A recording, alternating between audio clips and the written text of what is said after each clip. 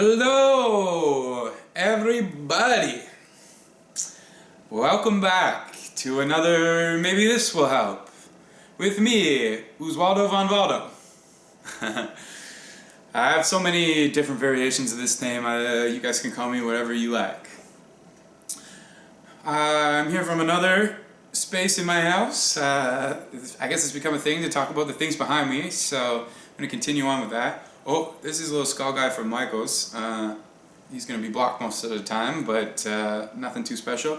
This picture here was done by a very good friend of mine, Lita Maiskau. You can check her out on Facebook if you would like more art by her. She also has a bunch of upcycled creations and other cool little arts that she's done. So anyways, I think it's IDYM Lita Maria on Facebook if you want to check out more by her if you like that. And then this piece here, this little beautiful smile mandala, was given to me by the one and only Savannah Cotter. She's also a wonderful human being and a very good friend of mine. I got a lot more of her art hanging around the house. You'll probably get to see it one day. But if you'd like to purchase her art, you can check it out at the Westmount Mall. She's got a wall at For the Love of Art in the Westmount Mall.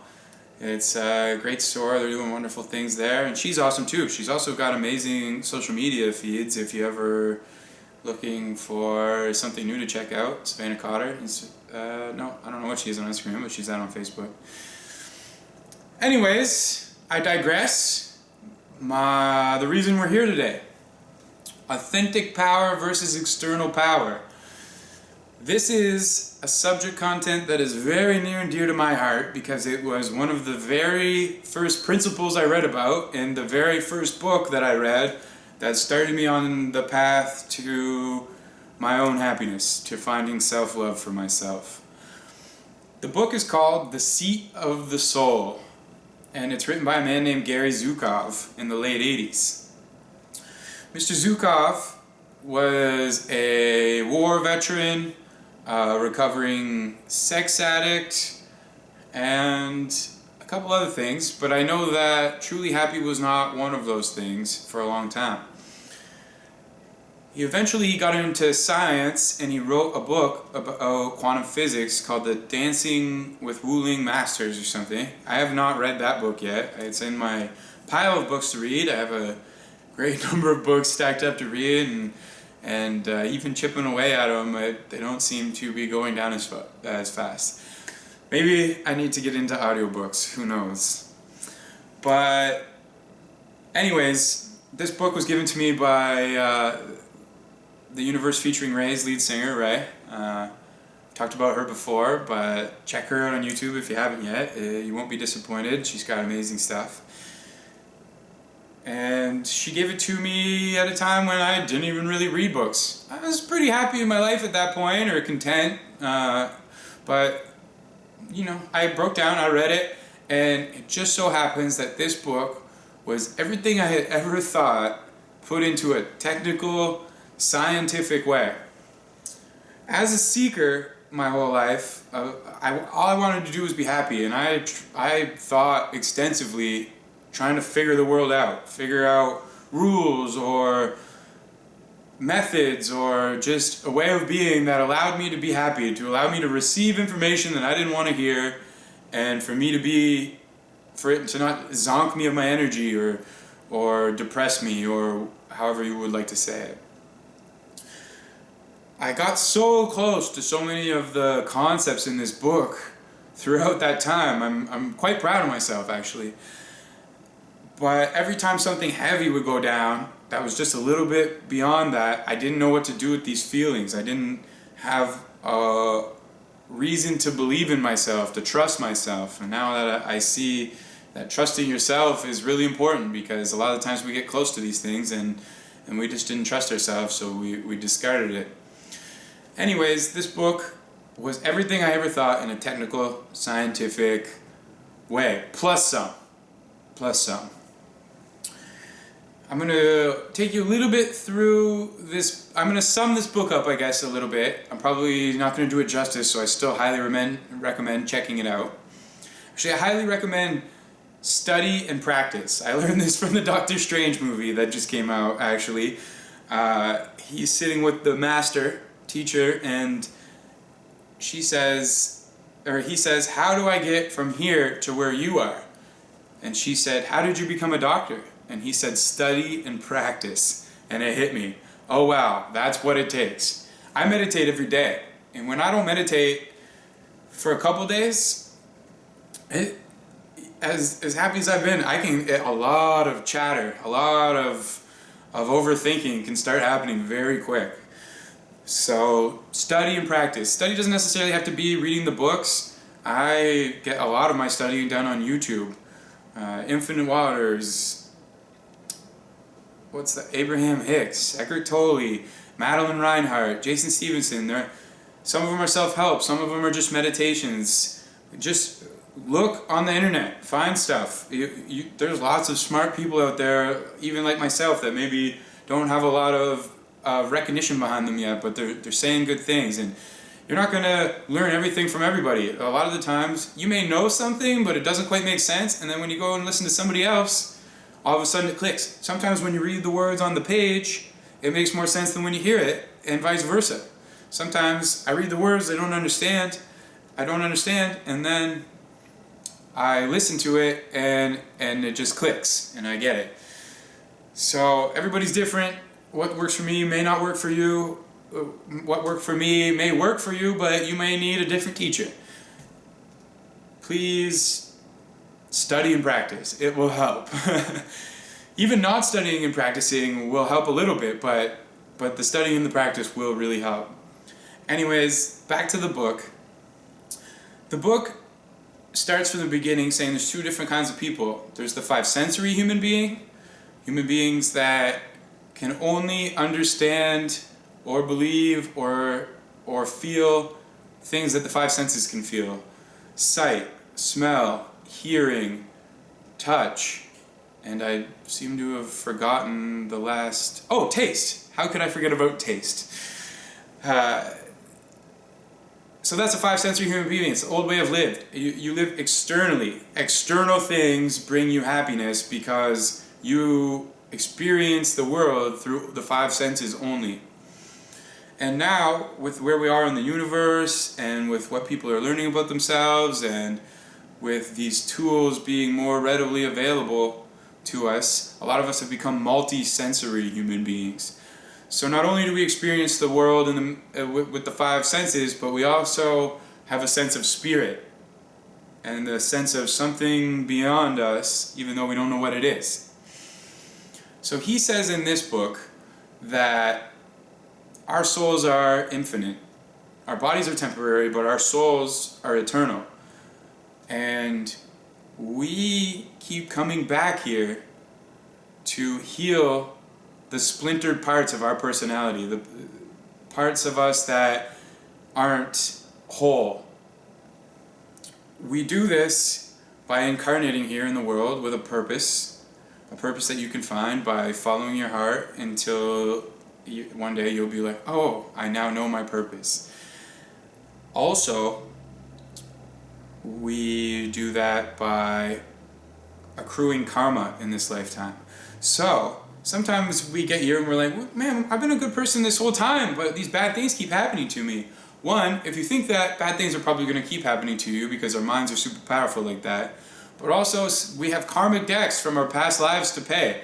In our last incarnation, we were here to do a purpose and to heal a part of ourselves, and maybe we didn't get there. And maybe because we didn't follow our purpose, we didn't heal that part of ourselves, we've carried a lot of that into our next life. So now we're here with a next purpose and a next part of ourselves to heal, but we also kind of have that baggage dragging us on. And so while we're accruing this karmic debt in this life, sometimes we feel it, but we've all seen that guy or that girl who out there has what we want, and they seem to be pretty happy doing it, and they're kind of a piece of crap, or at least that's how we've judged them to be by comparison. Comparing is between people isn't good. You're you. Be you.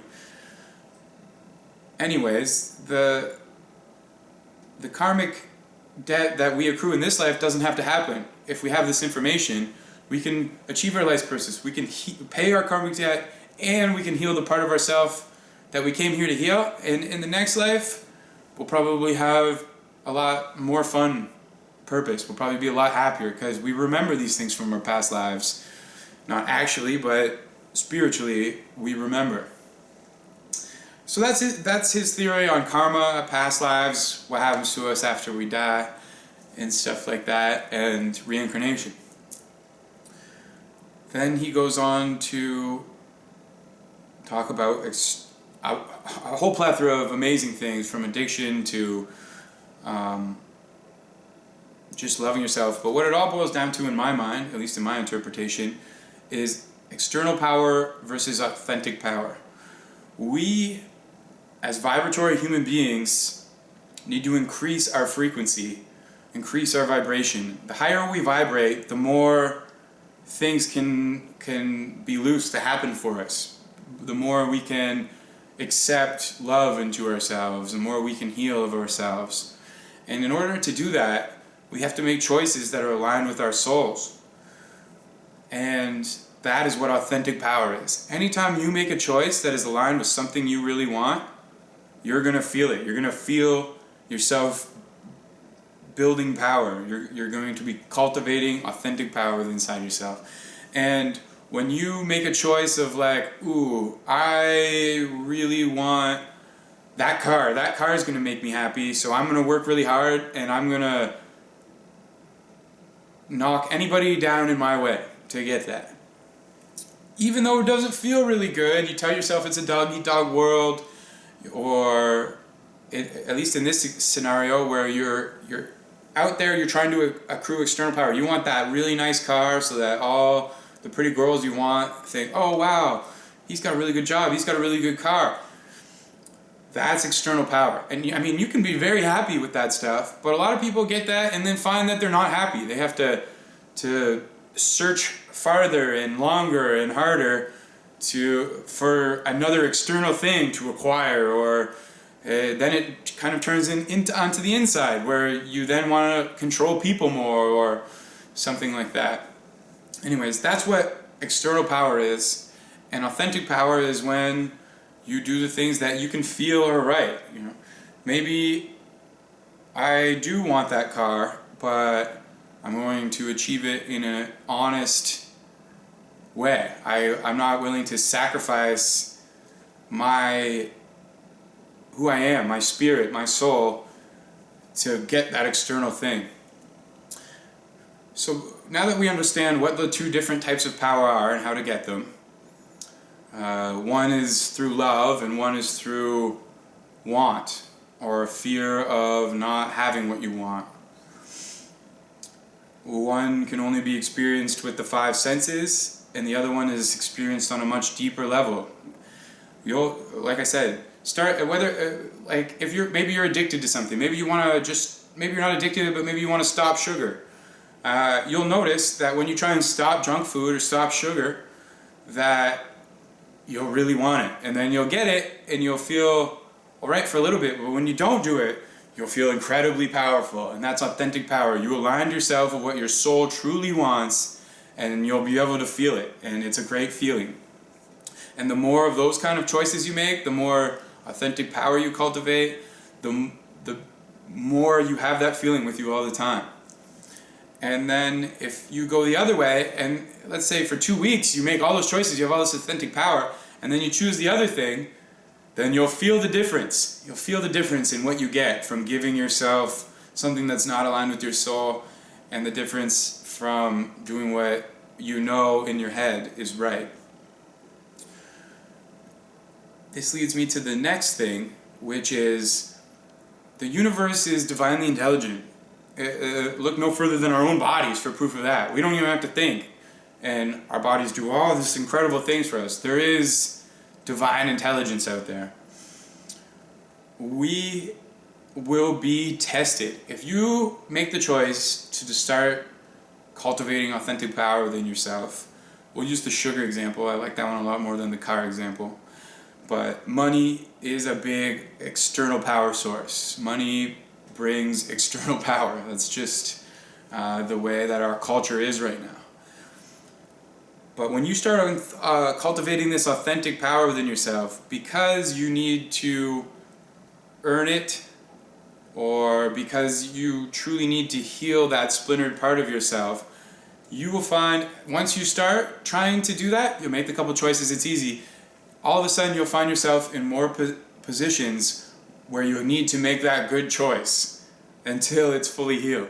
It's a funny thing. It will, speaking of synchronicities, the video from yesterday, you will start finding a lot of synchronicities where people want to bring junk food or sugar into your life. Really tasty stuff. People that you love, people you don't want to, and you don't want to stress yourself out too much. You know, make the choice that feels right at the time, and then just pay attention to how you feel after. You'll notice that you'll feel better when you don't make that choice. And maybe your friend doesn't eat that much junk anymore. You'll feel better. It will help other people that you're leading by example. And it feels good to them because whether they know about it or not, authentic power feels good. It feels right. It's coming from a place that you can't see or touch or feel, but something about it makes sense.